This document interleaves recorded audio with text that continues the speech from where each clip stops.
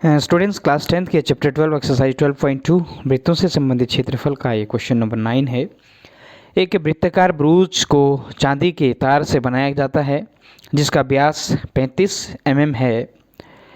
तार को वृत्त के 5 व्यासों को बनाने में भी प्रयुक्त किया गया है जो उसे 10 बराबर त्रिज्यखंडों में विभाजित करता है। तो ज्ञात कीजिए नंबर 1 कुल वांछित तार की लंबाई और नंबर 2 ब्रूच के प्रत्येक भाग का क्षेत्रफल। ध्यान से देखिए, इसको हम एक बार फिगर के द्वारा भी समझेंगे। हमको दिया क्या है, इसमें गिवन है व्यास दिया गया है जो कि 35 mm है और त्रिज्या हो जाएगी उसकी 35/2 mm, उसकी आधी हो जाएगी त्रिज्या व्यास की आधी। कोण ध्यान से देखिएगा, इसमें हमको कोण नहीं दिया गया है लेकिन हमने इसको निकाला कैसे है, क्योंकि हम जानते हैं कि जो संपूर्ण कोण होता है वो 360 अंश का होता है। केंद्र पर बनने वाला जो संपूर्ण कोण है वो 360 अंश का है। तो उसमें क्योंकि 10 बराबर भागों में विभाजित किया गया है, 10 त्रिज्यखंड बन रहे हैं तो 10 का भागा देंगे तो एक त्रिज्यखंड का कोण आ जाएगा जो कि 36 अंश आता है। तो चलिए स्टूडेंट्स इसको समझ लेते हैं। चांदी का एक ऐसा ब्रूच बनाया गया है जो वृत्ताकार है और इस वृत्ताकार ब्रूच में जो व्यास दिए गए हैं वो 5 व्यास हैं। तो 5 जो व्यास मिलेंगे तो उस पूरे वृत्त को 10 बराबर भागों में विभाजित कर देते हैं। 1 2 3 4 5 ऐसे ही 5 व्यास डाले गए हैं जो इस पूरे वृत्त को 10 बराबर भागों में विभाजित कर देते हैं। ऐसे कुछ उसमें डिजाइन बने हुए हैं तो आप जानते हैं। तो हमने तब कोण निकाला इसका 36 अंश।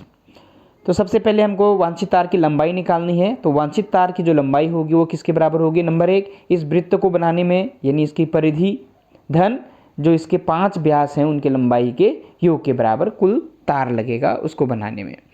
तो ध्यान से देखिए, कुल वांछित तार की लंबाई निकालने के लिए हम क्या करेंगे, व्यास दे रखा है 35, रेडियस आ गई थी 35/2 mm। तो वांछित तार की जो लंबाई है वह बराबर हो जाएगा आपका वृत्त की परिधि धन 5 व्यासों की लंबाई। वृत्त की परिधि के लिए हमने आप समझ रहे होंगे क्योंकि वृत्त को बनाने में जितना तार लगेगा वो कैसे मालूम चलेगा, उसकी परिधि से, और उसमें जो 5 व्यास डाले गए हैं उनकी लंबाई भी उसमें ऐड हो जाएगी तो हमारा पूरा क्षेत्रफल लंबाई निकल जाएगी। तो वृत्त की परिधि धन 5 व्यासों की लंबाई। वृत्त की परिधि हम जानते हैं 2πr + 5 × 35। ये 35 कहाँ से आया, क्योंकि व्यास की जो लंबाई है वो 35 mm दी गई थी हमको। तो 5 हैं तो 5 × 35 हो जाएगा और वृत्त की परिधि 2πr। वैल्यू पुट कर लेते हैं, 2 × 22/7 हो जाएगा पाई का मान, r हमको 35/2 धन इसको हम मल्टीप्लाई कर लेंगे 5 से 35 को 175। इस 2 से ये 2 कैंसिल हो गया और इस 7 से ये 5 टाइम हो गया तो ये हमारे पास आ जाएगा 22 × 5 + 175। ध्यान समझिएगा इसको, 2 से 2 कैंसिल और 7 से 35 5 टाइम कैंसिल तो 22 × 5 बचेगा प्लस 175। मल्टीप्लाई करेंगे तो 110 + 175 दोनों को ऐड करेंगे तो हमारे पास आ जाएगा 285 मिलीमीटर। तो पूरे वांछित जो तार की लंबाई है वह 285 मिलीमीटर आ गई है। ऐसे ही स्टूडेंट्स हम दूसरा निकालना है, हमने दूसरा पार्ट है इसका ब्रूच के प्रत्येक भाग का क्षेत्रफल। यानी ये जो ये ब्रूच बन रहा है, जो ये आकृति बन रही है जो त्रिज्यखंड के आकृति का है उसका क्षेत्रफल निकालना है। तो हमने कोण निकाला था 36 अंश और त्रिज्या वही रहेगी ब्रूच के लिए। तो ब्रूच के प्रत्येक भाग का क्षेत्रफल बराबर θ/360 × πr²।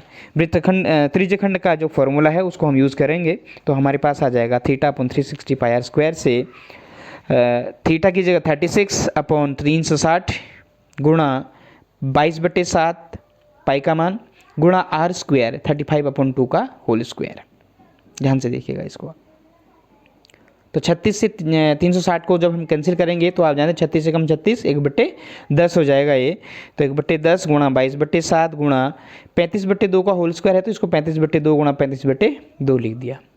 अब ध्यान से इसको सिंप्लीफाई कर लेते हैं और हम तो हमें मिलेगा 7 से इसको काटेंगे तो 7 × 5 = 35 हो जाएगा और 2 से हम इस 11 को 2 से इसको कैंसिल किया तो 11 टाइम आया और इस 7 से इसको कैंसिल किया तो 5 आ गया। 7 × 5 = 35 और 2 11 22।